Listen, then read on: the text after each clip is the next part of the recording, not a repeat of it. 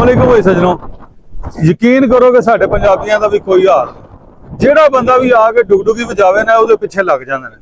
ये हुण एक चौधरी साहब ने उन्हें एक डुगडुगी बजाई है, ना उन्हां दी कोई तहकीक, ना कोई गल, ना कोई बात, ते ये सारे पंजाबी हुण उत्थे लगे ने। ते कई जिहड़ी मैं अगे गल करना कि ऐसे सिंह सरदार भी जिन्हां पग्गां 'च सिर फसाए ने वो भी उहदे पिछे लगे ने, जाके कमेंट्स करदे ने जी बड़ा चौधरी साहब तुसीं चंगा काम कर रहे। चंगा की तुहां अपना कोई नसा दा कोई स्यारा तखलीक कर लिया की तुहां काम कराया? जो झूठी ते बेबुनियाद गल्लां, ना पता अगे दा ना पता बेर दी बे दा, ते ओ जनाब आ गए एक खट्टा मिठा जा वो स्टूडियो बना के अपना बह गए ने।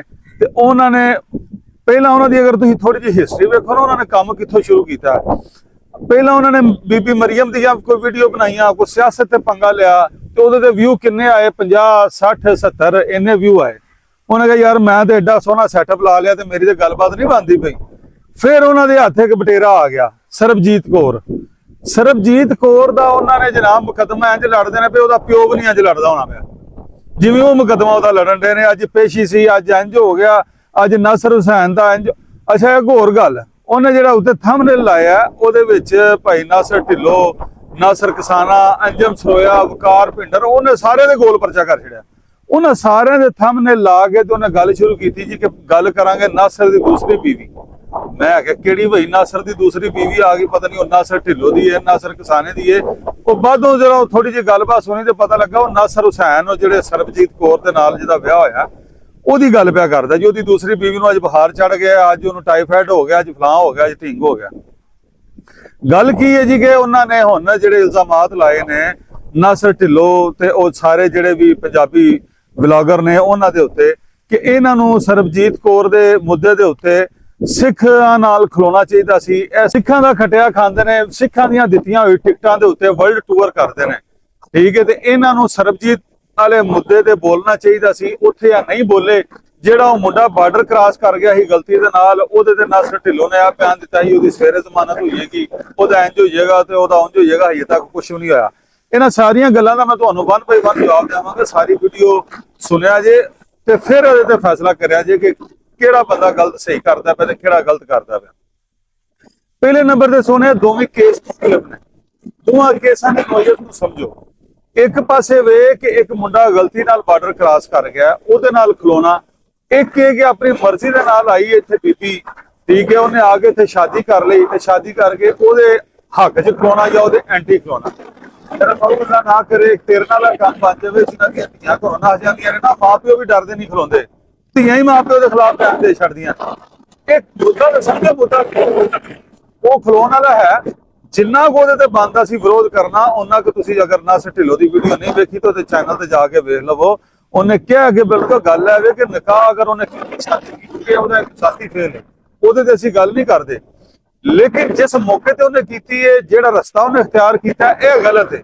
ਉਹਨੇ ਇੰਨਾ ਹੀ ਕਰਨਾ, ਹੋਰ ਉਹਦੇ ਸਿਰ 'ਚ ਡਾਂਗ ਮਾਰਨੀ ਸੀ। ਦੂਸਰੇ ਪਾਸੇ ਜਿਹੜੇ ਪਾਸਿਆਂ ਤੇ ਤੁਸੀਂ ਖਲੋਤੇ ਨੇ ਉਹ ਮੁੱਦਾ ਭਾਈ ਉਹ ਗਲਤੀ ਨਾਲ ਅਗਰ ਬਾਰਡਰ ਕ੍ਰਾਸ ਕਰ ਗਿਆ, ਆਪਣੀ ਖੁਸ਼ੀ ਨਾਲ ਤੇ ਨਹੀਂ ਕਰਕੇ ਗਿਆ, ਉਹ ਕੇਸ ਹੋ ਰਿਹਾ। उस केस दे विच नाल खलोना वो बनदा, सारियां दा बनदा, लेकिन ये केस हो रहा। दूसरा जिहड़ा तुसां गल कीती है कि जी अपना सिखां दा खटिया खांदे ने ते उन्हां दी टिकटां दे उत्ते वर्ल्ड टूर करदे ने।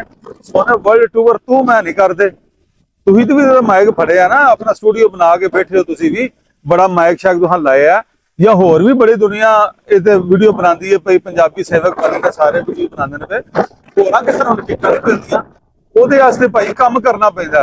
ਉਸ ਬੰਦੇ ਨੇ ਕੰਮ ਕਰਕੇ ਵਿਖਾਇਆ। ਦੁਨੀਆ ਪਾਗਲ ਨਹੀਂ ਬੈਠੀ। ਇਹ ਤੁਸੀਂ ਸਿਰਫ ਟਿਕਟਾਂ ਕਰਦੇ, ਖਾਲਸਾ ਐਡ ਨੇ ਉਹਦੇ ਇਹਦੇ ਨਾਲ ਜ਼ਿਆਦਾ ਟਰਸਟ ਕੀਤਾ, ਜਿਹੜਾ ਉਹਨਾਂ ਨੇ ਸਾਰੀ ਫੰਡਿੰਗ ਆਪਣੇ ਜਿਹੜੇ ਇੱਥੇ ਗੁਰਦੁਆਰਾ ਪ੍ਰਬੰਧਕ ਕਮੇਟੀ ਹੈ ਉਹਨੂੰ ਨਹੀਂ ਕੀ, ਉਹਦੇ ਥਰੂ ਨਹੀਂ ਕੀਤੀ, ਉਹਨਾਂ ਨੇ ਪੰਜਾਬੀ ਲਹਿਰ ਦੇ ਥਰੂ ਕਰ ਦੇਣਾ ਪਿਆ। ਇੱਕ ਵਰਲਡ ਟੂਰ ਦੀਆਂ ਟਿਕਟਾਂ ਕੀ ਵੈਲਿਊ ਰੱਖਦੀਆਂ ਨੇ ਸਾਡੇ ਵਾਸਤੇ, ਕੀ ਸਾਡੇ ਪੰਜਾਬੀ ਭਰਾਵਾਂ ਵਾਸਤੇ। ਉਹਨਾਂ ਨੇ ਬਗੈਰ ਕੁਝ ਵੇਖਿਆ ਤੁਹਾਡਾ ਕੀ मकसद है। पूरी दुनिया दे विच जिहड़ी खालसा एड चलती है पई एक तंजीम है, वो इंज ट्रस्ट कर जाती है बंदियां ते, वो बंदियां नूं वैल्यूएट नहीं करती कि बंदा कैपेबल भी है कि नहीं, अहलियत भी रखदा कि नहीं। भाई उन्हां सारा कुछ वेख चाह के ते फिर ट्रस्ट कीता सी। इसे तरह जिहड़े लोग वर्ल्ड टूर करांदे ने या बुलांदे ने, बंदा बुलांदे ने भी ने या अपने खर्चे तो जांदे ने, उन्हां नूं भी घाटा कोई नहीं। वो नंबरदार ने अपने पिंड दे, ठीक है, वो भाई उन्हां काम करके विखाया।